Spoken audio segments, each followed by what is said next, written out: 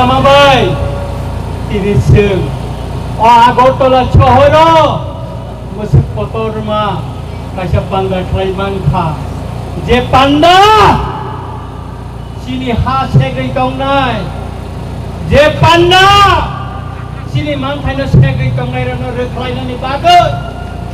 Ini coba cemorot ini cengna suruh kerja. আমি বলতে চাই কেন্দ্র সরকারকে বলতে চাই রাজ্য সরকারকে বলতে চাই মিনিস্ট্রি অফ হোম অ্যাফেয়ার্স থেকে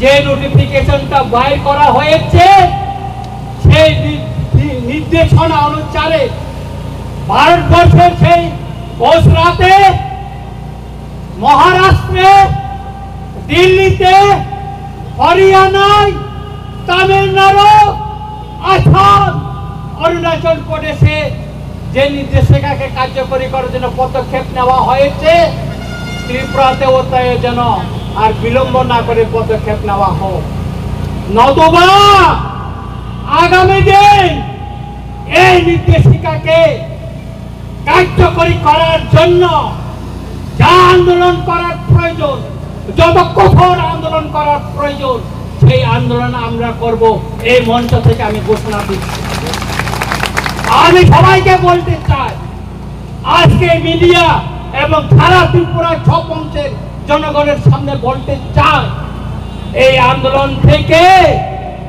আমরা ছেড়ে পালিয়ে যাব না আমি রঞ্জিত দেববর্মা বলছি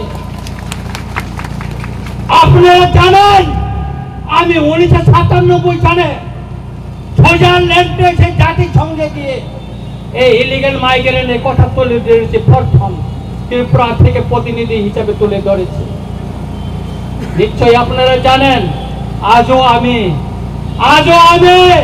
এই অবৈধ তৎকালীন পূর্ব পাকিস্তান আধুনিক বাংলাদেশ থেকে আগত বেআইনি অনুপ্রবেশকারীদের শনাক্ত করে তাদের দেশে সসম্মানে পাঠানোর জন্য আমি লড়াই করে যাচ্ছি এবং করে যাব ঠাকুরা বকুরা আঙ্গ কক্সানা নিশিকাম তিনি চিনি ও পান্ডাব চিনি ভরমগনাং মহানন্দ বাবু তিনি রণনী তৈথাং তৈর ভাই মানজাক পাইকা চিনি কাউন্সিলর ত্রিপুরা হদালি ভরমগনাং বীরেন্দ্র ত্রিপুরানো কবই गोबां हदानि चिनि अकेरारो खायक फैसा गोबां मा चिनि सिभिल ससाइटिनि बर' खायसा गोबां मा चिनि एनजिओसनि बर' रक फैसा गोबां मा बर' रक যারা রাজনৈতিক পতাকা তলাবা ফাইনালি নাইয়া তিনি ওর পতাকা করে কোন রাজনৈতিক দল নেই পতাকা নেই আজকে আমাদের এই আজকে সমাবেশে কোন রাজনৈতিক দলের পতাকা নেই শুধু জাতীয় পতাকা নিয়ে আমরা আন্দোলন কারণ আমাদের এই ইস্যুটা হচ্ছে জাতীয় ইস্যু এই জাতীয় ইস্যুকে আমরা জাতীয় পতাকা নিয়ে আন্দোলন করব উপর রাজনৈতিক পতাকা দিয়ে নয় আমাদের মহারাজা বলেছিল পয়লা জাতি ওলোপাতি সেই জন্য আমাদের জাতিকে আজ রক্ষা করতে হবে পয়লা তারপর পার্টি সেই জন্য আজকে পতাকা ছেড়ে দিয়েছে পার্টির পতাকা ছেড়ে আজকে আমরা জাতীয় পতাকা নিয়ে লড়াই মাঠে নামছি অনেকে হয়তো প্রশ্ন করতে পারে রঞ্জিত দেববর্মা ত্রিপুরা মঠার এমএলএ উনি কিভাবে পতাকার বাইরে ত্রিপুরা মঠার বাইরে হয়ে গেল না আমি আজকে এখানে ত্রিপুরা মঠার এমএলএ হিসেবে আসেনি আমি সাধারণ জনগণ হিসাবে জনপ্রতিনিধি হিসাবে আমি এখানে এসেছি এই লড়াই সর্ব অংশের জনগণকে নিয়ে লড়াই এখানে বাঙালি পাহাড়ি মুসলিম খ্রিস্টান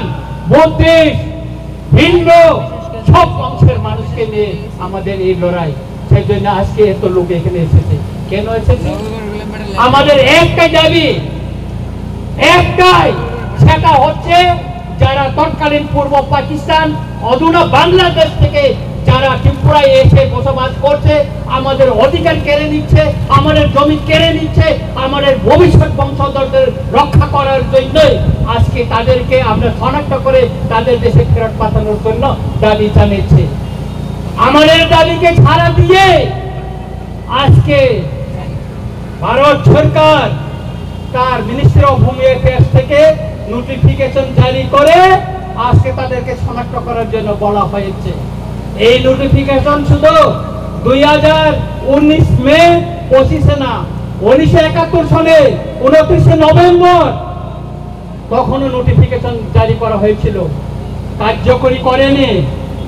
তখন রাজনৈতিক দল আওয়াজ তোলেনি, কোন সিভিল সোসাইটি আওয়াজ তোলেনি কার্যকরের জন্য। 2017 বামফ্রন্ট শাসনে এই নোটিফিকেশন জারি করা হয়েছিল, কিন্তু তখন এটা লুকিয়ে রাখা হয়েছিল, কাউকে জানতে দেয়নি। তারপর 2021-এ এখানে বিজেপি এলেন সরকার আসার পরও 2021-এও নোটিফিকেশন জারি করা হয়েছে মিনিস্টার অফ হোম অ্যাফেয়ার্স থেকে, কিন্তু এটাকে লুকিয়ে রাখা হয়েছে। কিন্তু 2025 19 মে যে নোটিফিকেশনটা জারি করা হয়েছে তার কপি রঞ্জিত দেব বর্মার কাছে এসে পৌঁছেছে। কেন? রঞ্জিত দেব বর্মা চিঠি লিখেছে মিনিস্টার অফ হোম অ্যাফেয়ার্স, সেই জন্য এসেছে, সেই জন্য জনগণ জানতে পেরেছে এবং জনগণকে নিয়ে আমরা মাঠে নেমে পড়েছি।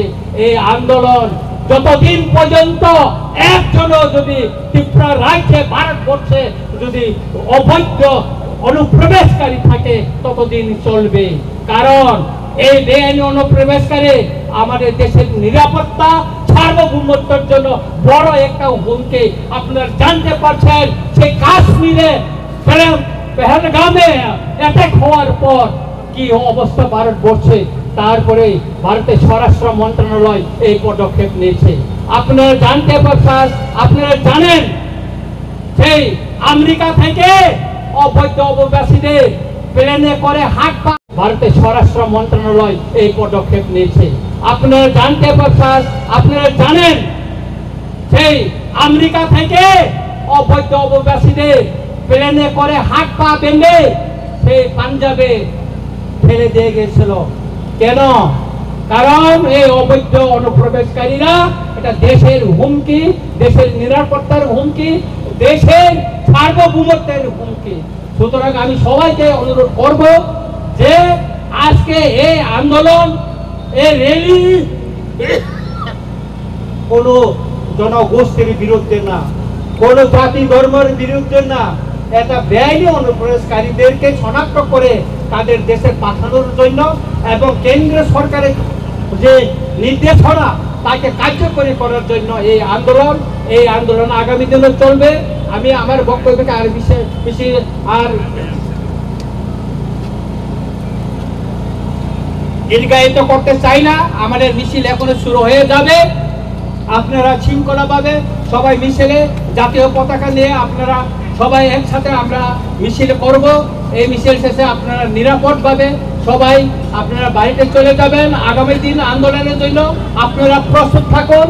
আজকে আমি ধন্যবাদ দিতে চাই আমাদের মিডিয়া ভাইদের যারা আজকে এই আন্দোলনকে কভারেজ করার জন্য এসেছেন, এবং আমি এখানে আরো প্রশাসনকে ধন্যবাদ দিতে চাই, কেননা ওনারাও আমাদেরকে আজকে অনুমতি দিয়ে এই শহরে আন্দোলন করতে দিয়েছেন।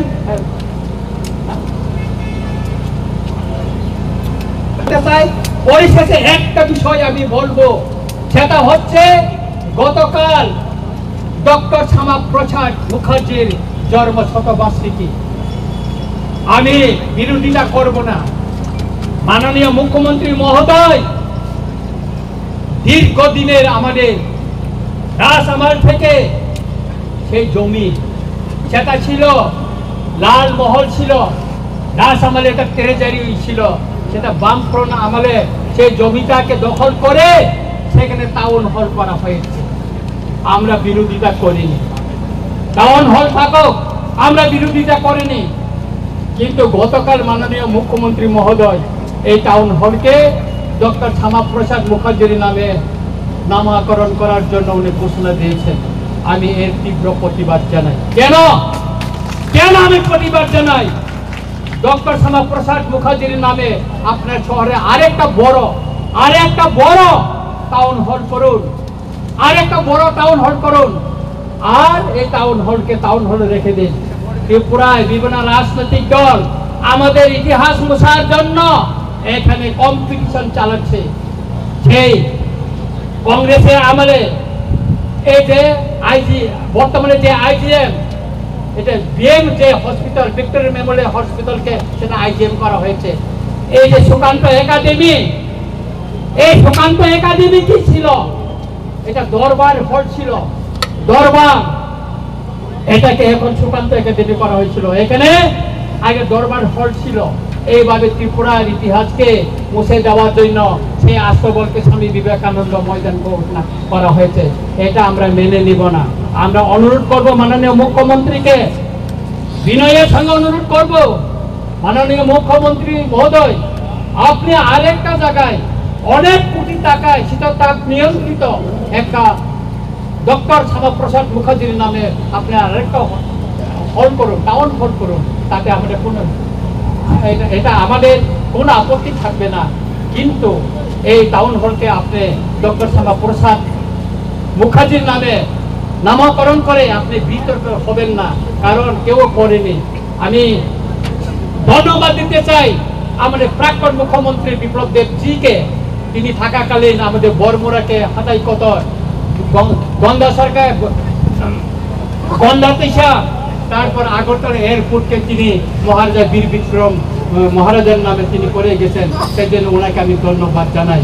তাই আমি মাননীয় মুখ্যমন্ত্রীকে অনুরোধ করব, বিনয়ের সঙ্গে অনুরোধ করব, এই যে টাউন হলকে আপনি যে ডক্টর শ্যামাপ্রসাদ মুখার্জির নামে যে নামকরণের ঘোষণা দিয়েছেন সেটাকে প্রত্যাহার করে নিয়ে অন্য জায়গায় ওনার নামে সসম্মানে ওনার স্ট্যাচু বানিয়ে ওনার জন্য একটা শহরের ভিতরে জায়গা দেখে ওনার নামে করুন, তাতে আমাদের কোনো আপত্তি থাকবে না। মোচেক ছাওই না যতন না আহাই না আহাই খাকা হাম তাই হামজাংমা ইয়া পারে যতন না রেলও মানজাংনা নিবাগে বেসের বাসা তঞ্জাওই শহর ঘুরিয়াওই যতন না ফাইনা নিবাগে আংক বুবিন যতন আহাই না খাকা হাম তাই হামজাংমা ইয়া পারে আনকক মুসুতি নংসিত যতন না হামবাই খুলুমকা।